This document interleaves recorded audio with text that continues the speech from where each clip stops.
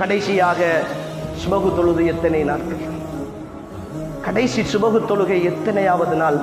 கடந்த ரமலானில் சுபகை சந்தித்தவர்கள், கடந்த ரமலானின் கடைசி நாள் சுபகு தொழுதவர்கள், இன்று வரைக்கும் பள்ளிவாசலுக்குள் காணாத நிறைய சகோதரர்கள் இந்த பூமியில் இருக்கிறார்கள். அன்புக்குரியவர்களே, இருக்கிறார்கள். சுபகு தொழுகை என்றால் அதனுடைய பெருமானமே இல்லாதவர்கள் இருக்கிறார்கள். அல்லாஹுவின் தூதர் ஸல்லல்லாஹு அலைஹி வஸல்லம் அவர்கள் சொல்கிறார்கள், மன் ஸல்ல ஸுப்ஹ ஃபீ ஜமாஅத்தின், இன்னும் ஒரு செய்தியில் மன் ஸல்ல ஸுப்ஹ ஃபஹுவ ஃபீ திம்மத்தில்லாஹ், யார் சுபஹு தொழுகையை ஜமாஅத்தோடு நிறைவேற்றுகின்றாரோ, இன்னும் ஒரு செய்தியில் சுபஹு தொழுகையை நிறைவேற்றுகின்றாரோ அவர் அல்லாஹ்வுடைய பாதுகாவலில் இருக்கிறார்.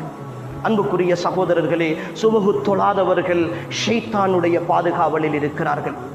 இன்றைய நாள் நான் ஷைத்தானுடைய பாதுகாவலோடு விழிந்திருக்கிற இந்த நாளில் அன்புக்குரியவர்களே, உங்களுடைய உள்ளத்தின் அடி ஆழத்தில் பதித்துக் கொள்ளுங்கள், தெளிவாக இருங்கள். என் அன்புக்குரியவர்களே, சுபகு தொழாமல் விடுகிற ஒரு நாள் இருக்கிறதே, அந்த நாள் தான் உங்களுடைய வாழ்க்கையின் மிக நஷ்டமான நாள். அந்த நாளில் உங்களுக்கு இந்த உலகத்தில் என்ன வெற்றி கிடைத்தாலும் சரி, அது உங்களுக்கு தோல்விதான்.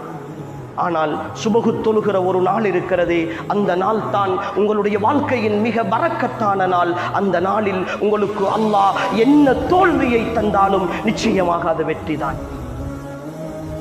ஈமானுள்ளவர்களால் மட்டும்தான் அன்புக்குரியவர்களை புரிந்து கொள்ள முடியும். ஏனென்றால் என் தலைவர் முஹம்மது ஸல்லல்லாஹு அலைஹி வஸல்லம் அவர்கள் சொல்கிறார்கள், ஒவ்வொரு இரவும் ஒரு மனிதன் தூங்குகிற பொழுது ஷைத்தான் அவனுடைய தலையிலே 3 முடிச்சுகளை போடுகிறான். ஒவ்வொரு முடிச்சையும் போட்டுவிட்டு அவன் அந்த முடிச்சிலே ஊதிவிட்டு போகிறான்.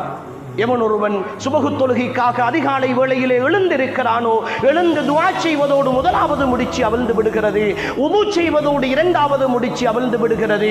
தொழுகையை நிறைவேற்றி விடுவானாக இருந்தால் 3வது முடிச்சும் அவிழ்ந்து விடுகிறது. அன்றைய நாளில் அவன் ஆரோக்கியமானவனாக, நல்ல உணர்வுகளோடு உற்சாகம் உள்ளவனாக எழுந்திருப்பான் என்கிறார்கள் ரசூல் ஸல்லல்லாஹு அலைஹி வஸல்லம்.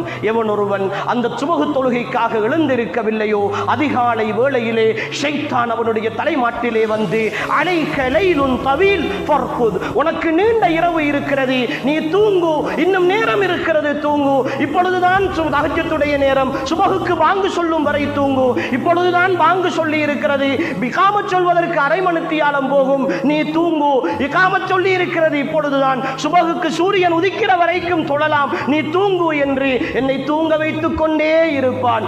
அப்படி அவன் எழும்புகிற பொழுது அல்லாஹ்வின் தூதர் சொல்லுகிறார்கள், வஅஸ்பஹ கஸ்லான ஹபீஸன் நஃப்ஸ், மோசமான உள்ளத்தோடு ஒரு சோம்பேறியாக விழித்தெழுவான் என்கிறார்கள் ரசூல் ஸல்லல்லாஹு அலைஹி வஸல்லம்.